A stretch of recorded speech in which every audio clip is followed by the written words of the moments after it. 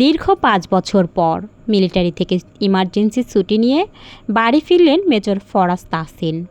তার বউয়ের আবার বিয়ে বলে কথা, সে না আসলে হয়? বলা ভালো, ফরাজ আর নুসার বিয়ে। ফরাজ তখন কেবল ইন্টার পরীক্ষা দিছে, আর নুসা তখন ক্লাস 8-এ পড়ে। সে এই বিয়ে মানেনি বলে এক প্রকার পালিয়ে যায়, কিন্তু করবে কিছু পায় না, মিলিটারিতে ভর্তি হয়। গোপনে পারিবারিকভাবে বিয়ে হওয়া আর বইয়ের সাথে কোনো শারীরিক সম্পর্ক না করাই তার চাকরিটা হয়ে যায়।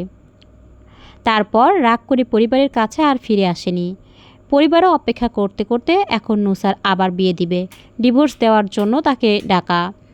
বিকেলের সূর্যটা তখন তাহসিন ভিলার কার্নিশে রক্তিম আলো ছড়িয়ে নামার প্রস্তুতি নিচ্ছে। ধুলোবলে জড়ানো কালো এসইউভি গাড়িটা থমকে দাঁড়ালো বাড়ির সুবিশাল প্রধান ফটকের সামনে। গাড়ি থেকে নেমে এলো 6 ফুট 2 ইঞ্চির এক দীর্ঘ দেহের পুরুষ। পরনে গাঢ় সামরিক জ্যাকেট, চোখের নিচে ক্লান্তির হালকা ছাপ, কিন্তু অবয়বে এক ইস্পাত কঠিন গাম্ভীর্য। 5টা বছর, দীর্ঘ 1825 দিন এই বাড়ির মাটিতে পা রাখা হয়নি তার। ভারী বুটের আওয়াজ তুলে সে যখন ড্রয়িং রুমে প্রবেশ করলো, তখন ঘরের ভেতরের প্রাণবন্ত পরিবেশটা নিমেষেই হিমশীতল হয়ে গেল। সোফায় বসে চা খাচ্ছিলেন ফরায়েজের বাবা ফয়সাল তাহসিন এবং চাচা সাজ্জাদ তাহসিন, আর ড্রয়িং রুমের মাঝখানের কার্পেটে বসে একটা রঙিন ক্যানভাসের ছবি আঁকছিল নুসা। বুটের সুনির্দিষ্ট ঠকঠক শব্দে নুসার তুলিটা হাতে নিয়েই চমকে মাথা তুলল। চোখ জোড়া মুহূর্তে বড় বড় হয়ে গেল তার। সামনের লোকটাকে চিনতে তার 1 সেকেন্ডের 10 ভাগের 1 ভাগ সময় লাগলো। সেই চওড়া কাঁধ, শানিত চোয়াল আর চোখের সেই ভয়ালো থমথমে চাহনি, যার সামনে দাঁড়ালে নুসার ফুসফুসের বাতাস যেন শুকিয়ে আসে। নুসার হাতের তুলিটা ধপ করে কার্পেটে পড়ে গেল। মেয়েটা যেন আচমকা পাথরের মূর্তি হয়ে গেল। নড়াচড়া তো দূরের কথা, নিঃশ্বাস ফেলতেও ভুলে গেল সে। চঞ্চল নুসা, সে যে সারা বাড়ি হাসিতে মাতিয়ে রাখে, সে এখন স্রেফ ভয়ে ততস্থ। ফয়সাল তাহসিন তাদের চায়ের কাপটা সশব্দে টি টেবিলে রাখলেন। তার চোখে কোনো বাবার সন্তানকে এতদিন পর দেখার আকুলতা ফুটল না, বরং সেখানে ফুটে উঠল তীব্র বিরক্তি আর কঠিন আভিজাত্যের তেজ। চাচা সাজ্জাদ তাহসিনও সোজা হয়ে বসলেন, মুখের চোয়াল শক্ত। পুরো ঘরে থমথমে নীরবতা। দীর্ঘ 5 বছরের জমে থাকা আক্ষেপ, রাগ আর অভিমানের পাহাড় যেন মাঝখানে অদৃশ্য দেয়াল তুলে দাঁড়িয়ে আছে। ফরাজ ড্রয়িং রুমের মাঝখানে এসে দাঁড়ালো। তার চোখে মুখে কোনো বিচলিত ভাব নেই। ফয়সাল তাহসিন গমগমে গলায় প্রথম নীরবতা ভাঙলেন। অবশেষে সাহেবের সময় হলো। তাহসিন ভেলায় পা রাখার 5 বছর পর মনে পড়ল এই বাড়ির কথা। ফরায়েজের গলায় কোনো আবেগ ফুটল না। সে শান্ত গলায় জবাব দিল, ভুলে তো যায়নি কখনো, ডাক পড়েছিল তাই আসতেই হলো। না হলে তো বলবে পরিবারের প্রতি তো দায়িত্ব নেই। একটা মেয়ে জীবন নিয়েও কোনো চিন্তা নেই। ডাক না পাঠালে হয়তো মরে গেলেও আসতি না। ফয়সাল তাহসিনের কণ্ঠস্বরে তীব্র শ্লেষ ফুটল। যাক, কাজের কথায় আসি। তোকে এখানে আদর আপ্যায়ন করে অভ্যর্থনা জানানোর জন্য ডাকা হয়নি। তুই যা করেছিস 5 বছর আগে, তা এই পরিবারের মুখে চুনকালি দেওয়ার জন্য যথেষ্ট ছিল। ইন্টার পাস করা একটা ছেলেকে পারিবারিক প্রয়োজনে বিয়ে দেওয়া হয়েছিল, আর তুই পালিয়ে গেলি মিলিটারিতে। তোর এই একঘেয়েমির জন্য একটা মেয়ের জীবন থমকে ছিল এতদিন। পাশে বসা চাচা সাজ্জাদ তাহসিন গম্ভীর গলায় যোগ করলেন, ফরাজ, যা হয়ে গেছে তা নিয়ে কথা বাড়িয়ে লাভ নেই। নুসা আমার একমাত্র মেয়ে, আবার তোর বিবাহিতা স্ত্রী। তুই ওকে কোনোদিন স্ত্রীর মর্যাদা দিসনি, একটা ফোন পর্যন্ত করিসনি। ওর বয়স এখন 18 পার হতে চলল। একটা মেয়ের পুরো জীবন আমরা এভাবে নষ্ট হতে দিতে পারি না। তোর কাছ থেকে আমাদের কোনো আশা নেই, কিন্তু নুসার ভবিষ্যৎ আমাদের ভাবতে হবে। ফরাজ এক পলক নুসার দিকে তাকালো। মেয়েটা দেয়ালে পিঠ ঠেকিয়ে দাঁড়িয়ে আছে, মাথা নিচু, হাত দুটো শক্ত করে পেটের কাছে চেপে ধরা। নুসার থরথর করে কাঁপা আঙুলগুলো ফরায়েজের চোখ এড়ালো না। ফরাজ আবার বাবার দিকে নজর ফেরালো। আমার ভবিষ্যৎ নিয়ে আপনাদের চিন্তা না থাকলেও নুসার ভবিষ্যৎ নিয়ে বেশ তারা দেখছি। ফরাজের কণ্ঠস্বরে এক ধরনের বিদ্রুপের আঁচ পাওয়া গেল। হ্যাঁ, তারা আছে। ফয়সাল তাহসিন টেবিল চাপড়ে দাঁড়িয়ে পড়লেন। আগামী 15 দিন পর নুসার বিয়ের তারিখ ঠিক করা হয়েছে। পাত্র চৌধুরী পরিবারের বড় ছেলে, ব্যারিস্টার শাহরিয়ার। অত্যন্ত সম্ভ্রান্ত পরিবার। তোর মতো দায়িত্বজ্ঞানহীন ছেলের সাথে ওর জীবন বাঁধাটা আমাদের ভুল ছিল। পেপারস রেডি আছে। আইনি বিচ্ছেদ বা ডিভোর্স পেপারে সই করবি, তারপর তুই তোর ব্যারাকে ফিরে যাবি। আমরা আর তোর কোনো পারিবারিক পরিচয়ের দোহাই শুনতে চাই না। সাজ্জাদ তাহসিন একটা ফাইল টেবিলের উপর ফেলে দিয়ে বললেন, সাইন করে কাজটা সহজ কর ফরাজ। আমরা চাই না নুসার নতুন জীবনে তোর কোনো অতীত ছায়া ফেলুক। ফরাজ একটু এগিয়ে এলো, ধীর পায়ে হেঁটে টেবিলের সামনে গিয়ে ফাইলটার দিকে তাকালো, কিন্তু হাত বাড়ালো না। তার মুখে হালকা বিষণ্ণ একটা হাসি রেখা ফুটে উঠেই মিলিয়ে গেল 15 দিন পর বিয়ে, আর পাত্র ব্যারিস্টার শাহরিয়ার চৌধুরী। ফরাজ খুব শান্ত গলায় বলল, কিন্তু তার কথার ভেতরের ওজন পুরো ড্রয়িং রুমকে চাপ সৃষ্টি করলো। ফয়সাল তাহসিন মেজাজ হারিয়ে বললেন, পাত্রকে তা নিয়ে তোর মাথা ঘামানোর কোনো দরকার নেই। তুই সাইন করবি কি না সেটা বল। আমি সাইন করার জন্য ইমার্জেন্সি ছুটি নিয়ে আসিনি বাবা। ফরাজ বাবা শব্দটার উপর একটু বাড়তি জোর দিল। কথাটা শুনে সাজ্জাদ তাহসিন চোখে চোখ বড় বড় করে তাকালেন। মানে তুই কি বলতে চাস ডিভোর্স দিবি না? 5 বছর যাকে ফেলে রেখেছিস, যার দিকে ফিরেও তাকাসনি, এখন এসে তার উপর অধিকার দেখাবি? নুসা দরজার পাশে পাথরের মতো শক্ত হয়ে দাঁড়িয়ে সব শুনছিল। তার বুকের ভেতরটা দরম দরম করে পিটছিল। ফরাজ ভাই ডিভোর্স দেবে না কেন? উনি তো আমাকে সহ্যই করতে পারতেন না। উনি তো এই বিয়ের কারণেই বাড়ি ছেড়ে পালিয়েছিলেন। তবে এখন কেন নাটক করছেন? ফরায়েজের উপস্থিতির ভয় আর এই নতুন বিপদের আশঙ্কায় নুসার গলা শুকিয়ে কাঠ হয়ে গেল। সে কোনো কথা বলতে পারল না, তার মুখ দিয়ে কোনো শব্দ ফুটল না। ফরাজ পকেট থেকে রিমলেস চশমাটা বের করে চোখে পড়ল। রিমলেস কাচের উপর থেকে তার চোখ দুটোকে আরও ধারালো, আরও রহস্যময় দেখাচ্ছিল। সে জানে এই বিচ্ছেদের পেছনে শুধু নুসার ভবিষ্যৎ নেই, জড়িয়ে আছে তাহসিন ভিলার কিছু জটিল আইনি ফাঁদ আর চৌধুরী পরিবারের গোপন কিছু নোংরা চক্রান্ত, যা মিলিটারির গোয়েন্দা সূত্রে তার কানে আগেই এসেছে। শাহরিয়ার চৌধুরীর লোকটা কেমন, তার আসল রূপ কি, তা এই অন্ধ পরিবারটা জানে না। কিন্তু ফরাজ জানে, নুসাকে সে কোনোদিন স্ত্রী মেনেছে কি মানেনি তা অন্য হিসাব, কিন্তু এই বাড়ির সম্মান আর একটা মেয়ের জীবন এভাবে একটা অপরাধীর হাতে তুলে দিতে সে দেবে না। ফয়সাল তাহসিন গর্জে উঠলেন, মুখ ফুটে কথা বল ফরাজ, সাইন করবি কি না? ফরাজ তার বাবার চোখের দিকে সরাসরি তাকালো। মিলিটারির এত বছরের শৃঙ্খলা আর রক্তপানি করা প্রশিক্ষণ তার ভেতরে এক অপ্রতিরোধ্য ব্যক্তিত্ব তৈরি করেছে। তার সেই স্থির ঠান্ডা চাহনির সামনে ফয়সাল তাহসিনের রাগটাও যেন ক্ষণিকের জন্য থমকে গেল। ফরাজ হাত দুটো জ্যাকেটের পকেটে পুরে দিল। পুরো ঘরের থমথমে আবহাওয়াকে এক নিমিষে নিজের নিয়ন্ত্রণে নিয়ে এসে ফরাজ শান্ত কিন্তু ধারালো গলায় বলল, ডিভোর্স হবে কি হবে না সেটা পরে দেখা যাবে। আপাতত আগামী 15 দিন আমি এই বাড়িতেই আছি। নুসা, আমার ঘরে 1 কাপ কড়া চা নিয়ে আসো। কথাটা বলেই ফরাজ নিজের ঘরের দিকে পা বাড়ালো। নুসা বোকার মতো বলে ফেলল, আমি কেন? ফরাজ সিঁড়ির দিকে উঠতে উঠতে বলল, কারণ তুমি আমার বউ। স্বামী আসলে তার সেবা করতে হয়, আর তাছাড়া তোমার সাথে আমার কাজ আছে। নুসা তাড়াতাড়ি বলে, আমি পারবো না। ফরাজ রুমে ঢুকতে ঢুকতে বলে, 5 মিনিটের মধ্যে যেন রুমে তোমার উপস্থিত পাই আমি, না হলে বিষয়টা তোমার জন্য ভালো হবে না। ফরাজের ঘরের ভারী কাঠের দরজাটা সশব্দে বন্ধ হয়ে গেল। ড্রয়িং রুমে তখনও যেন শ্মশানের নীরবতা। ফয়সাল তাহসিন রাগে গজগজ করতে করতে ধপ করে সোফায় বসে পড়লেন। তার পাশে বসা সাজ্জাদ তাহসিনও গভীর ভাবনায় ডুবে আছেন। ঘরের এক কোণে এতক্ষণ চুপচাপ দাঁড়িয়েছিলেন ফরাজের মা রেশমা তাহসিন এবং নুসার মা সুলতানা তাহসিন। রেশমা তাহসিন এতদিন পর নিজের জন্ম দেওয়া সন্তানকে দেখলেন। বুকে হাজারো আবেগ আছড়ে পড়েছিল, কিন্তু ফরাজের ওই বরফ শীতল চাউনি আর ফয়সাল তাহসিনের কড়া মেজাজের সামনে তিনি মুখ ফুটে একটা শব্দও বলতে পারেননি। নুসার বড় ভাই নিশাত এতক্ষণ ড্রয়িং রুমের কোণে দাঁড়িয়ে পুরো নাটকটা দেখছিল। সে একটু এগিয়ে এসে নুসার কাঁধে হাত রাখল। নুসা তখনও ভয়ে থরথর করে কাঁপছে। রেশমা তাহসিন এগিয়ে এসে নুসার মাথায় হাত রেখে বললেন, নুসা তুই একটু ফরাজের ঘরে যা তো মা, ওর চাটা নিয়ে যা। ছেলেটা এত বছর পর বাড়ি ফিরল, কারোর সাথে দুটো ভালো কথা পর্যন্ত বলল না। নুসা কাঁদো কাঁদো গলায় নিশাতের দিকে তাকিয়ে বলল, ভাইয়া তুই যাবি আমার সাথে? আমি ফরাজ ভাইকে খুব ভয় পাই, উনি কেমন করে যেন তাকান। নিশাত দীর্ঘশ্বাস ফেলে বলল, নুসা ফরাজ ভাইয়া কারোর কথা শোনে না, উনি তোকে ডেকেছেন, তুই না গেলে পুরো বাড়ি মাথায় তুলবেন। তুই চা নিয়ে যা, আমি দরজার বাইরেই আছি। ঠিক তখনই সিঁড়ি দিয়ে ধূপধাপ শব্দ করে নেমে এলো ফরাজের ছোট বোন ফারিহা 13-14 বছরের চঞ্চল মেয়েটি এসেই ফরাজের দরজার দিকে তাকিয়ে ভেঙচি কাটল। ওহ বাবা, ঘরের বড় সাহেব এসেছেন। আসার সাথে সাথেই সবাইকে হুকুম দেওয়া শুরু হয়ে গেছে।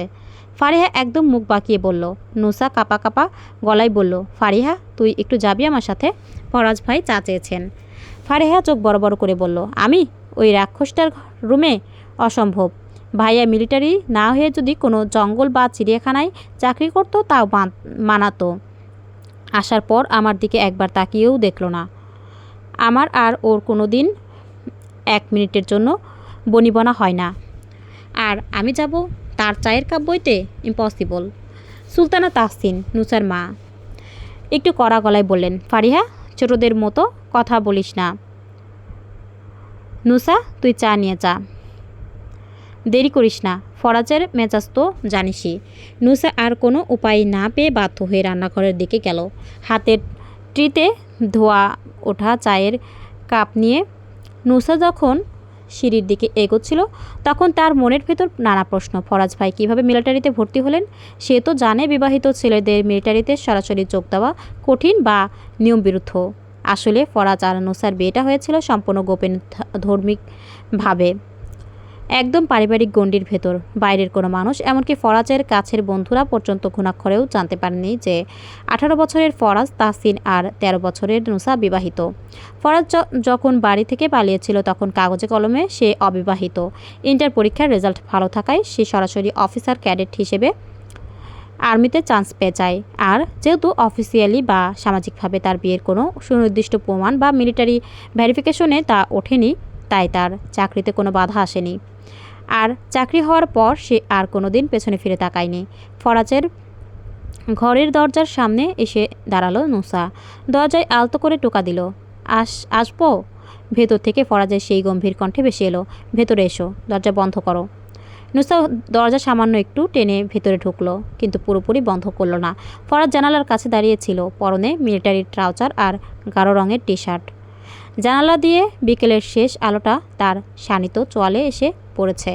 নুসা কাঁপা কাঁপা হাতের ট্রেটা টেবিলের উপর রাখলো। আপনার চা। ফরাজ ধীর পায়ে ঘুরে দাঁড়ালো। তার মেজাজ এখনও গম্ভীর। সে কোনো আবেগ দেখায় না, কারণ ফরাজ তাহসিন কারো কাছে জবাবদিহি করতে অভ্যস্ত নয়, না পরিবারের কাছে, না এই অচেনা বউয়ের কাছে। ফরাজ চায়ের কাপটা হাতে নিয়ে এক চুমুক দিল, তারপর চশমার ওপার থেকে নুসার দিকে তাকালো। নুসা ভয়ে মাটির দিকে তাকিয়ে আঙুল মটকাচ্ছে। দরজা বন্ধ করতে বলেছি, ফরাজের শীতল কণ্ঠস্বর শোনালো। নুসা চমকে উঠে পেছন ফিরে তাড়াতাড়ি দরজাটা সামান্য ফিরিয়ে দিল, তারপর একটু দূরত্ব বজায় রেখে দাঁড়িয়ে রইল। 15 দিন পর বিয়ে, তাই না? ফরাজ শান্ত গলায় বলল, কিন্তু তার কথার মধ্যে শানিত ধার। নুসা থতমত খেয়ে বলল, চাচু আর আব্বু ঠিক করেছেন। আপনার তো এতে কোনো আপত্তি থাকার কথা না। আপনি তো সবসময় আমাকে এড়িয়ে গেছেন, এমনকি এই বিয়ের জন্যই আপনি বাড়ি ছেড়ে চলে গিয়েছিলেন। তবে এখন সই করতে ঝামেলা করছেন কেন? ফরাজ স্থির পায়ে নুসার কাছাকাছি এসে দাঁড়ালো। 6 ফুট 2 ইঞ্চির এই মিলিটারি অফিসারের বিশাল ছায়া নুসাকে যেন পুরো ঢেকে ফেলল। নুসার বুকের ভেতর ধরফরানি বেড়ে গেল। ফরাজ নুসার চোখের দিকে তাকিয়ে এক বিদ্রূপের হাসি হাসল। তুমি কি আইনি নিয়মকানুন কিচ্ছু বোঝো না নুসা? ফরাজ ঠান্ডা গলায় বলল, আইন মতে ইসলামী শরিয়া বা বাংলাদেশের আইনি প্রক্রিয়ায় ডিভোর্স পেপারে সাইন করলেই সাথে সাথে বিয়ে ভেঙে যায় না। নোটিশ পাঠানোর পর অন্তত 90 দিন বা 3 মাস সময় লাগে বিচ্ছেদ কার্যকর হতে। 90 দিনের নোটিশ পিরিয়ড পার না হওয়া পর্যন্ত আইনিভাবে তুমি অন্য কাউকে বিয়ে করতেই পারো না। নুসা হাঁ করে ফরাজের দিকে তাকিয়ে রইল। 90 দিন? হ্যাঁ 90 দিন। ফরাজের চায়ের কাপে আবার চুমুক দিল। তাহলে 15 দিন পর তোমার বিয়ে কিভাবে সম্ভব? তুমি কি বেআইনিভাবে দ্বিতীয় বিয়ে করতে যাচ্ছ? কিন্তু চাচ্চু তো বললেন আপনি সাইন করলেই নাকি সব হয়ে যাবে। নুসার মুখটা ফ্যাকাশে হয়ে গেল। তারা কি ভাবছেন বা কি বলছেন তাতে আমার কিছু যায় আসে না। ফরাজ তাহসিন কারো নির্দেশে কোনো কাগজে সই করে না। ফরাজ কড়া গলায় বলল। ঠিক তখনই দরজায় সশব্দে ধাক্কা পড়ল। কোনো নক না করেই ভেতরে ঢুকে পড়ল ফারিহা। ভাইয়া, চা কি শেষ হয়েছে নাকি নুসা আপুকে গিলে খাচ্ছিস? ফারিহা একদম ছেজিয়ে উঠল। ফরাজ কড়া চোখে ছোট বোনের দিকে তাকালো। ফারিহা কারোর রুমে ঢোকার আগে নক করতে হয়, এই সাধারণ শিক্ষাটা কি এতদিনেও পাওনি? ফারিহা মুখ বাঁকিয়ে বলল, তোমাকে শিক্ষা দিতে হবে না। মেজাজ দেখাবে না একদম। মিলিটারির গরম ব্যারাকে গিয়ে দেখাও। এখানে নুসা আপুকে ভয় দেখিয়ে কি পাচ্ছ? আর হ্যাঁ, আম্মু নুসা আপুকে নিচে ডাকছে। তোমার ড্রামা শেষ হলে ওকে যেতে দাও। ফরাজ আর ফারিহার মধ্যে আগ্নেয়গিরির মতো একটা অদৃশ্য আগুন জ্বলে উঠল। ফারিহা ফরাজকে বিন্দুমাত্র সহ্য করতে পারে না, আর ফরাজও ফারিহার এই বেপরোয়া স্বভাব একদম পছন্দ করে না। ফরাজ ফারিহাকে একদম পাত্তা না দিয়ে নুসার দিকে তাকালো। চা মোটামুটি হয়েছে, কাল থেকে চায়ের চিনি যেন কম থাকে। ফরাজ টেবিলের ওপর কাপটা রাখলো। আর শোনো, আপাতত ডিভোর্সের স্বপ্ন ভুলে যাও। আগামী 15 দিন আমি এই বাড়িতেই আছি, প্রতিটা দিন নিয়ম মতো চলবো। আর তুমিও। নুসা ফরাজের থমথমে মুখের দিকে তাকিয়ে আর 1 সেকেন্ডও দাঁড়ালো না। ফারিহার হাত ধরে সে প্রায় দৌড়ে রুম থেকে বেরিয়ে গেল। সিঁড়ি দিয়ে নামার সময় ফারিহা ফিসফিস করে বলল, দেখলি নুসা আপু, লোকটা কেমন রুড়ো, এসে পর্যন্ত সবাইকে ধমকাচ্ছে। তুই একদম ওর কথা শুনবি না। কিন্তু নুসার কানে তখনও বাজছিল ফরাজের সেই কথাগুলো। আইন মতে ডিভোর্স হতে 90 দিন লাগে।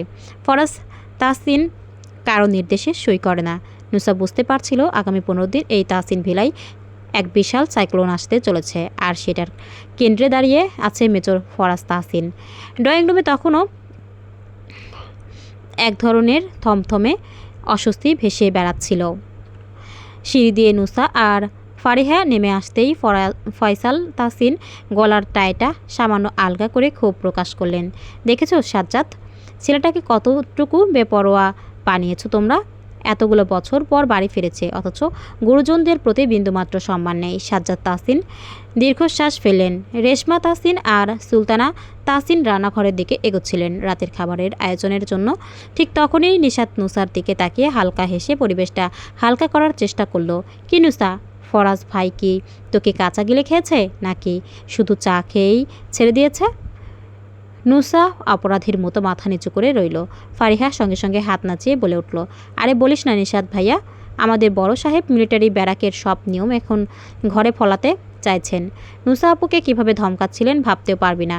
কাল নাকি চিল্ড ওয়াটার আর চিনি ছাড়া চা দিতে হবে। ভাইয়াকে দেখলেই মনে হয় জলজান্ত একটা আইসবার্গ হেঁটে বেড়াচ্ছে। নিশাত ফারিহার মাথায় একটা মৃদু গাঁটটা মেরে বলল, তুই আবার ফরাজ ভাইয়ের সামনে গিয়ে এসব বলিস না যেন, তখন দেখবি তোর সব চঞ্চলতা 1 সেকেন্ডে হাওয়া হয়ে গেছে। বয়ে গেছে আমার। ফারিহা মুখ বাঁকালো। আমি ওই রাক্ষসটাকে এক ফোঁটাও ভয় পাই না, খালি খালি সবাইকে মেজাজ দেখায়। রেশমা তাহসিন রান্নাঘর থেকে বের হয়ে ফারিহাকে বকে উঠলেন, ফারিহা, নিজের বড় ভাইকে নিয়ে এভাবে কেউ কথা বলে? ও তোদের বড়, এত বছর ধরে কত কষ্ট করে এই জায়গায় পৌঁছেছে। হ্যাঁ আম্মু, তুমি তো তোমার ফরাচ্ছ না ছাড়া আর কিছু বোঝো না। ফারিহা ভেঙচি কাটল। ঠিক এই পারিবারিক তর্ক বিতর্কের মাঝেই হঠাৎ তাহসিন ভিলার ভারী মেইন ডোর ঠেলে ভেতরে ঢুকলো শাহরিয়ার। হাতে একটা মার্জিত ফুলের তোড়া আর মিষ্টির প্যাকেট। ফয়সাল তাহসিন তো তাকে দেখেই বসা থেকে উঠে দাঁড়ালেন। মুখের কড়াকড়ি ভাবটা নিমেষেই গলে হাসিতে রূপ নিল। আরে শাহরিয়ার, আসো বাবা, আসো। তুমি আবার এত রাতে কষ্ট করে আসতে গেলে কেন? ফয়সাল তাহসিন এগিয়ে গেলেন। শাহরিয়ার বিনীতভাবে হেসে ফয়সাল তাহসিন ও সাজ্জাদ তাহসিনের পা ছুঁয়ে সালাম করলো। না আঙ্কেল, কষ্ট কিসের, আন্টি আর আপনাদের সাথে একটু দেখা করতে এলাম। আর নুসার খবরটাও নেওয়া হচ্ছিল না। শাহরিয়ারের চোখ জোড়া কথা বলতে বলতেই সোফার এক কোণে দাঁড়িয়ে থাকা নুসার উপর গিয়ে থামল। নুসার মলিন ও ফ্যাকাশি মুখটা দেখে শাহরিয়ারের বুকে যেন এক অদৃশ্য মোচড় দিয়ে উঠল। নুসা শাহরিয়ারের দিকে তাকিয়ে কৃত্রিম একটা হাসার চেষ্টা করলো, কিন্তু সে হাসিতে কোনো প্রাণ ছিল না। শাহরিয়ার মিষ্টির প্যাকেটটা নিশাতের হাতে দিয়ে নুসার কাছাকাছি এসে দাঁড়ালো। খুব নরম ও দরদি গলায় জিজ্ঞেস করলো, নুসা, তুমি ঠিক আছো তো? তোমাকে দেখে বেশ ক্লান্ত আর বিষণ্ণ লাগছে। নুসা ধীর কণ্ঠে বলল, না, আমি ঠিক আছি। শাহরিয়ার ভাইয়া বলবে না? নুসা পাশে থাকা সুলতানা তাহসিন মুচকি হেসে শুধরে দিলেন, আর তো মাত্র কটা দিন, তারপর ও তোমার স্বামী হতে চলেছে। শাহরিয়ার সৌজন্যমূলক হেসে বলল, থাক আন্টি, ও যেভাবে ডেকে স্বাচ্ছন্দ্য বোধ করে ডাকুক। নুসার স্বাচ্ছন্দ্যটাই আমার কাছে সবচেয়ে আগে। শাহরিয়ার সত্যি সত্যিই নুসাকে মনে প্রাণে ভালোবাসে। নুসা যে মানসিকভাবে ভেঙে পড়েছে আর তার এই বিষাদময়তার পেছনে যে সদ্য ফিরে আসা ফরাজ তাহসিনের হাত আছে তা শাহরিয়ার বেশ ভালোভাবেই আঁচ করতে পারছিল। ঠিক সেই মুহূর্তে সিঁড়ি দিয়ে ধীর ও ভারী পদক্ষেপে নেমে এলো মেজর ফরাজ তাহসিন। ঘরের ভেতরের শীতল পরিবেশ যেন আরও এক ঝটকায় হিমশীতল হয়ে গেল। পরনে এখনও সেই মিলিটারি ট্রাউজার আর কালো টি শার্ট। শাহরিয়ারকে দেখে ফরাজের পায়ে কোনো তাড়াহুড়ো দেখা গেল না। সে অত্যন্ত স্বাভাবিক পদক্ষেপে ড্রয়িং রুমে এসে দাঁড়ালো। শাহরিয়ার ফরাজকে দেখে একটু এগিয়ে গেল। হ্যালো ফরাজ, বহু বছর পর দেখা। কংগ্রাচুলেশনস, শুনেছি তুমি আর্মিতে অনেক ভালো পজিশনে আছো। শাহরিয়ার হ্যান্ডশেক করার জন্য হাত বাড়িয়ে দিল। ফরাজ কয়েক সেকেন্ড ঠান্ডা চোখে শাহরিয়ারের প্রসারিত হাতের দিকে তাকালো, তারপর খুব উদাসীনভাবে হাত মেলালো। তার চোখে মুখে কোনো ধরনের ভাবাবেগ নেই, না ক্ষোভ না কোনো উচ্ছ্বাস। থ্যাঙ্কস, ফরাজ সংক্ষেপে এক শব্দে উত্তর দিল। শাহরিয়ার গলা ঝেড়ে বলল, ফরাজ আমি জানি তোমার আর নুসার অতীতটা একটু জটিল ছিল, কিন্তু এখন যেহেতু সময় বদলেছে আর আঙ্কেলরা আমাদের বিয়ের সব ব্যবস্থা করছেন, আমি আশা করব তুমি ডিভোর্স পেপারগুলোতে সই করে ব্যাপারটা সহজ করে দেবে। ফরাজ এক চিলতে বিদ্রুপের হাসি হাসল, পকেটে হাত গুজে শাহরিয়ারের চোখের দিকে সরাসরি তাকালো। সহজ? ফরাজ ঠান্ডা গলায় বলল, আইন আর নিয়ম অতটা সহজ নয় শাহরিয়ার। আর আমি ফরাজ তাহসিন কখনোই তাড়াহুড়ো করে বা কারো পরামর্শের সিদ্ধান্ত নিই না। ডিভোর্স যখন হওয়ার আইনি নিয়ম মেনে 90 দিন পরেই হবে, তার আগে এখানে কোনো কিছু পরিবর্তন হচ্ছে না। শাহরিয়ার একটু দমে গেলেও নিজের স্থিরতা বজায় রাখলো। ফরাজ, তুমি নুসাকে কোনো দিন ভালোবেসেছো বলে তো মনে হয় না, তবে শুধু শুধু এই কাগজপত্রের বাহানা দিয়ে মেয়েটার জীবন আটকে রাখছো কেন? ফরাজ নুসার দিকে এক পলক তাকালো। নুসা তখন ভীতি জড়ানো চোখে ফরাজের দিকে তাকিয়ে আছে। আমি কাউকে আটকে রাখছি না, ফরাজ একদম পাত্তা না দেওয়ার ভঙ্গিতে বলল। আমার কাছে কোনটা গুরুত্বপূর্ণ আর কোনটা ফালতু বিষয় সেটা আমি ভালোই বুঝি।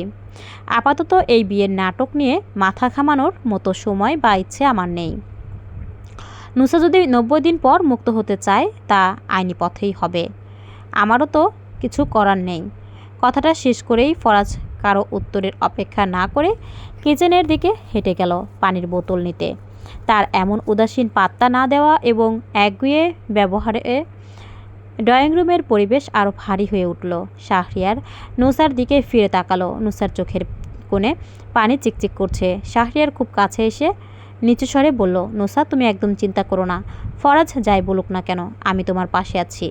আমি তোমাকে ভালোবাসি নুসা, আর আমি যে কোনো মূল্যে তোমাকে এই অনিশ্চয়তা থেকে বের করে আনব। আর 90 দিন তো চোখের পলকেই কেটে যাবে।